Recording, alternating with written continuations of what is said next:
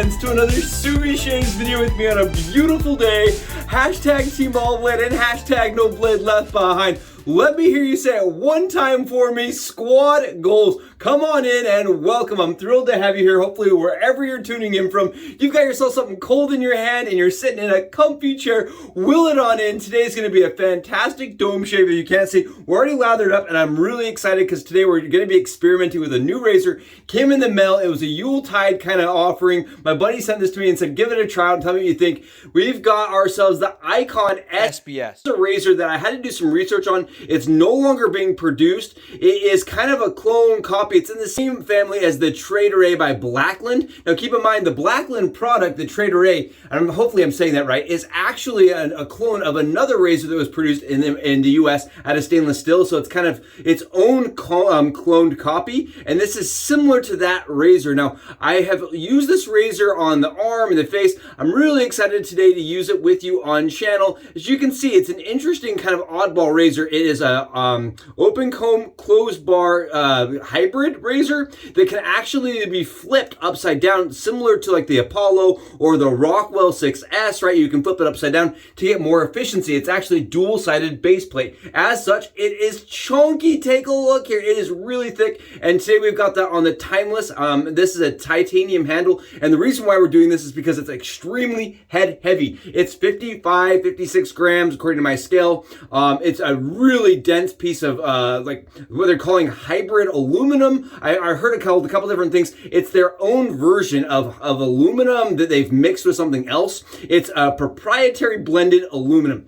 Call it what it is. I don't know. I've heard people, speculate on what the different materials that it is. All I can tell you is a coated type of aluminum, but it's really hefty. So I'm going to be using a titanium handle to kind of offset that weight. I'm really excited today. We've got ourselves some Derby Premium Blacks. We're going to talk about the razor, kind of the things I've learned about it. And if you find one of these, you might find this information helpful and useful and kind of see how it shaves on the dome today. I'm thrilled to have you here. We're going to be using ADAGIO as the lather and the splash. It's by B&M. This is also no longer produced from what I understand. It's a really nice apple scent that I really enjoy and I love the label for it. It's really cool. It's like an old record. You see that? It's like one of those old records. Really cool. I love that label for it. It smells fantastic. All I get from it's really a nice apple scent. And you can see here, we've already got it lathered up and whipped up in our PAA Dreamscape scuttle. Take a look. It's thick. It's hydrated. There's no bubbles. It's not transparent. It is so thick. We got a lot of it going on today. Lots of it. It's on the dome. Already ready for a shave. Oh, it smells so good and hydrated and amazing. No dairy product in there. No dairy product. I'm not a lather expert, but man, that is some yummy stuff. Oh, so good. Okay, so today I'm really thrilled because my buddy Charles sent this out to me. And again, huge shout out to my buddy Charles, Engineered Shave, for making this happen. He said, give it a try out, tell me what you think. Well, the first thing as I opened up the box and I was looking at it, I said, this thing's massive. So I sat it next to my Timeless head, right? Because the Timeless, it doesn't cover the end caps or anything, end tabs on the blade. It's just kind of a smaller head. When you compare it to that, it looks ginormous. I'll put some photos here so you guys can see. It has some massive, massive amounts of difference compared to the one blade, right? The one blade head that fits a gem blade.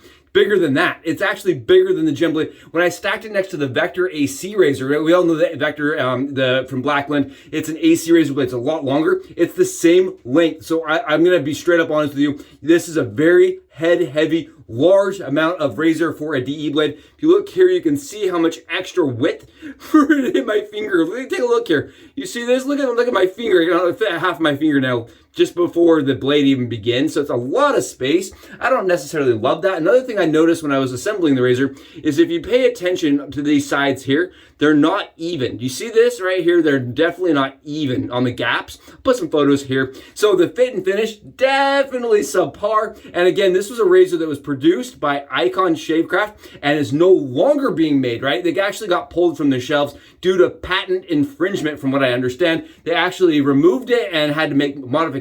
Now, I don't know whose patent or what happened necessarily. I tried to do some research on that, but it's kind of hearsay is kind of how it felt on the forums. So all I'll say is that it had to be removed and then changed and then sold. So the remake of this razor is actually the OG one, but I don't believe it is as it's definitely not the same razor. It doesn't have as many teeth. It definitely doesn't mimic the Trader as much. So really interesting razor. From what I understand, a lot of people that have used this and the Blackland razor tend to like this shave better because it's a little bit more mild. Now, when you look at the blade here, the blade does not get a ton of angle. Do you see that? It was really interesting to me how flat this blade is compared to other razors that put a lot of torque on the blade and push it down.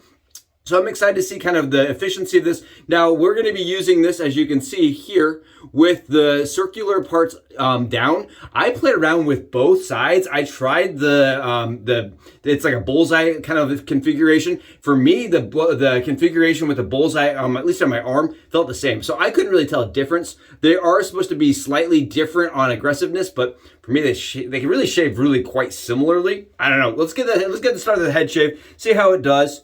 Again, this is a razor that was sent to me on loan from my buddy Charles. So tell me what you think, right? We're gonna be doing this as kind of just a fun shave that was. It's no longer available, so it's kind of hard to say it's worth running out and getting because they're gonna be hard to track down. And again, in this proprietary aluminum product, I don't know how well it's going to hold up. I really couldn't find any information on it. Some people speculate Z-Max. Some people speculate, some kind of iron mixed aluminum. I don't really know. I love the idea of a hybrid razor. I think that's kind of cool. I think having both open comb and a closed bar gives shavers a lot of variation and option. This was a very budget-friendly razor at the time of when it was released. It was around $40 when they sold it at the end. I think most people pay $35 to $40, so that's kind of nice. IKON does make razors that are more affordable. As far as the shave goes, I feel like it's very smooth, but it's definitely a little bit large for my taste. There's a lot of things that are engaging with the surface of my skin that are not blade related, and I don't necessarily love that. That's just me here. That's from the Subi Shaves opinion bank. You know what I mean? That's just how I feel. It's like a personal thing. I don't love how head heavy and large this razor is, but I can tell you it's shaving really nicely. Like that's very close on the pass. I like the material. I think as far as a matte finish goes, this is very nice. And there was a couple people that talked about this. I'll get some pictures up. These are not my photos, but somebody over on one of the forums made sure to post about how they polished the IKON Shavecraft. They actually went in with steel wool, which I don't love steel wool for that kind of work, but they went in with steel wool and polished it. And I thought that was kind of interesting considering the fact that it is a coated product. They polished the coating. I've done that a few times with things like my Pearl Flexi where I polish the coating, but I've never done it with wool. So that was an interesting thing, but I have seen this razor polished before. If you're looking for a razor that is really similar to the Trader I'm going to say it wrong. I know I am. If you're looking for one that's similar to the Blackland product for a lot cheaper, you may still be able to find one of these on the forum boards. I know my buddy actually was given this razor. And I know that it was definitely a razor that when he got it, he was like, what is this? It's really huge. At least if you don't love the razor, you can use it as a hammer, right? You can always pick it up and use it for, your home improvement needs. Really huge. Definitely an interesting shave. I don't know if it's for me. I'm not going to lie to you guys. I'm not even going to lie.